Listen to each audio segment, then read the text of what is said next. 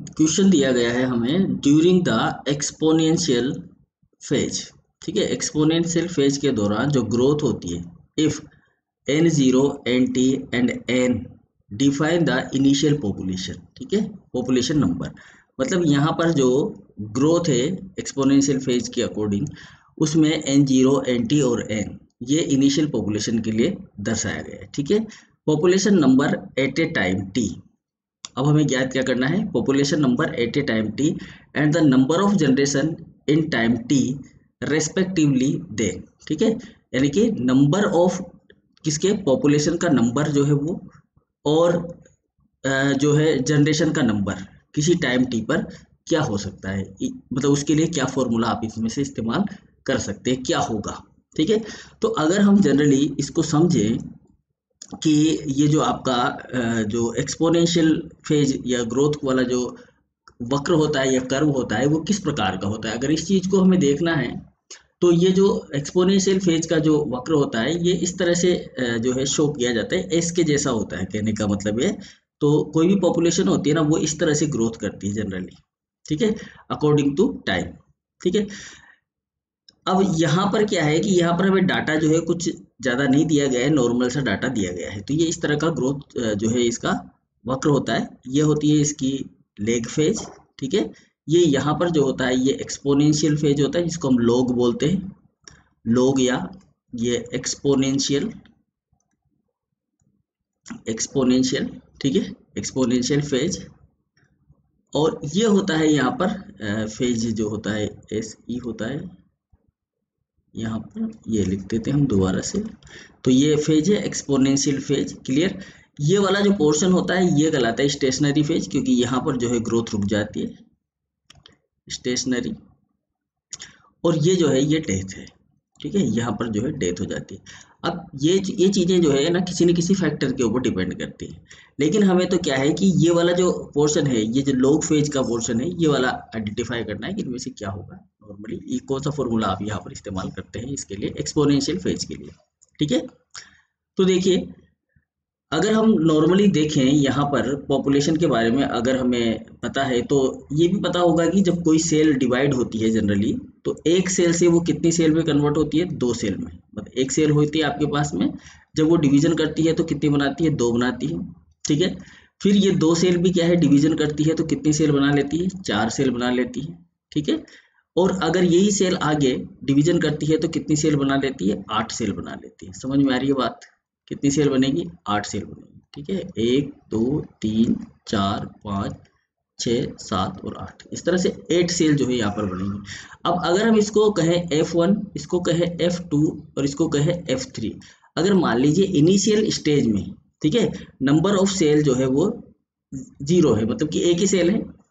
F2 में ये 2 हो जाएंगी, F3 में सॉरी F1 में 2 हो जाएंगी, F2 में ये 4 हो जाएंगी, F3 में 8 हो जाएंगी। तो यानी कि ये एक गुणक में बढ़ रही है, इनका एक स्पेसिफिक पैटर्न है। ठीक है, स्पेसिफिक पैटर्न क्या है, स्पेसिफिक पैटर्न है जैसे 1 है तो 1 से 2 में हुई तो 1 × 2 = पावर 1।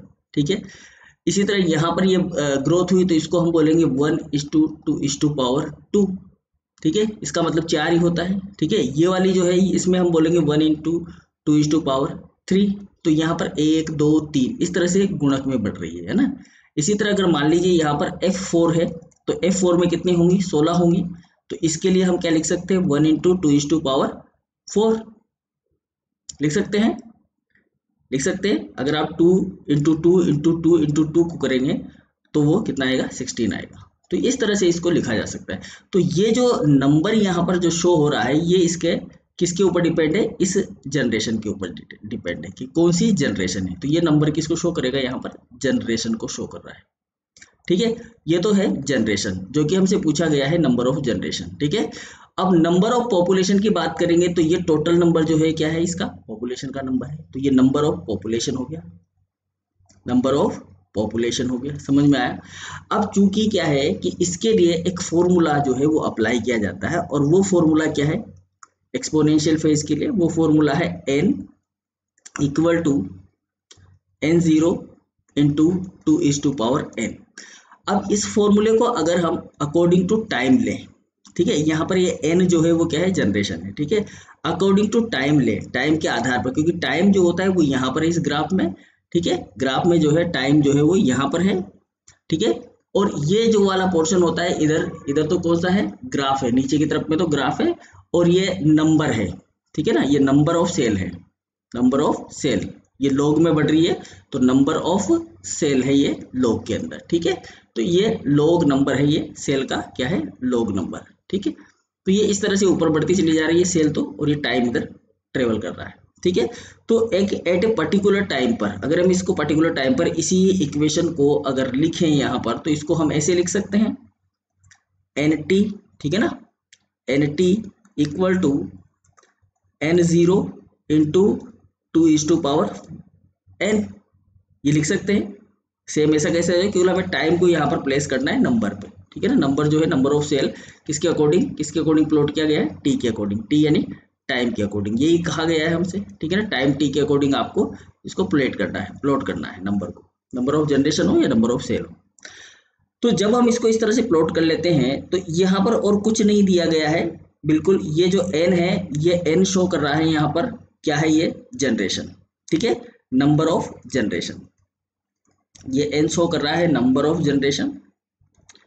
ये जो n0 है ये इनिशियल वैल्यू होती है पॉपुलेशन की, पॉपुलेशन का जो नंबर है, द इनिशियल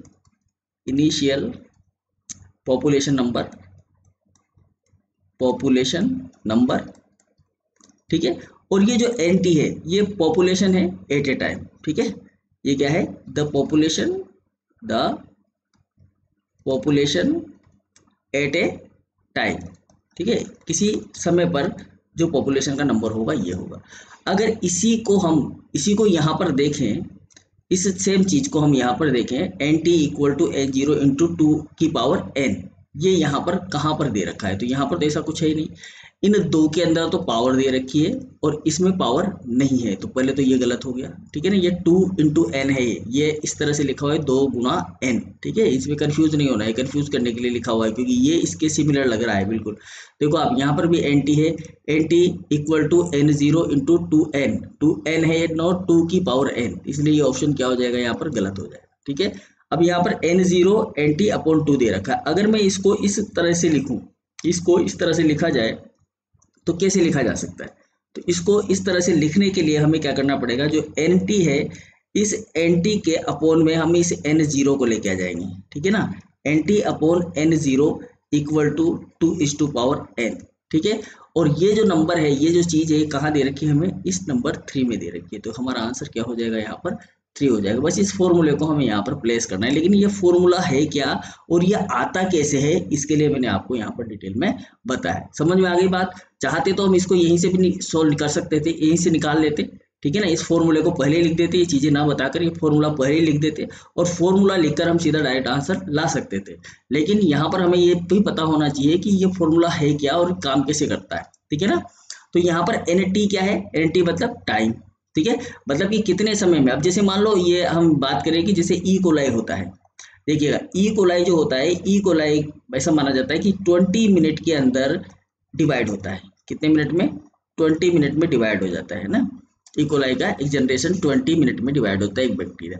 तो मैं कहूँ कि 2 मिनट के बाद में, कितने मिनट के बाद में, 2 मिनट के बाद में अगर आपके पास में 10 ई कोलाई के बैक्टीरिया है, कितने बैक्टीरिया है, 10 ई कोलाई के बैक्टीरिया है, तो 2 मिनट बाद इनकी संख्या क्या हो जाएगी, निकाल सकते हैं। क्योंकि हमें पता है हर 20 मिनट में यहाँ पर क्या हो रहा है, डिवीजन हो रहा है, ठीक है। तो कितना हो गया, 60 मिनट, 120 मिनट हो गए, 120 मिनट हो गए। 120 मिनट का मतलब कितना हो गया, 6 जनरेशन होगी, 6 जनरेशन तक देखो कितनी जनरेशन है, 6 जनरेशन है, जनरेशन कितनी है, 6 है। और 6 जनरेशन में एक में कितने होते हैं, 10 होते हैं, ठीक है ना। तो यहाँ पर ये जो नंबर है, नंबर या n0 है, n0 की जगह हम यहाँ पर नंबर को प्लेस कर देंगे। कितना नंबर है, 10, तो कितनी संख्या हो जाएगी, उसको इसे मल्टीप्लाई कर देंगे, ये हमारा आंसर आ जाएगा। तो पॉपुलेशन का पता चल जाएगा हमें, बिल्कुल सिंपल सी चीज होती है, ठीक है। तो ये हो गया हमारा आंसर यहाँ पर NT/n0/2n। ये नहीं होगा, n0 ऊपर नहीं आएगा, n0 इक्वल टू NT ये इधर नहीं जाएगा, इधर हमें लेना है n0 को, तो ये आंसर भी गलत हो जाएगा। तो आंसर हो जाएगा हमारा 3 यहाँ पर राइट। ओके, तो ये था हमारा आंसर यहाँ पर, आंसर नंबर 3।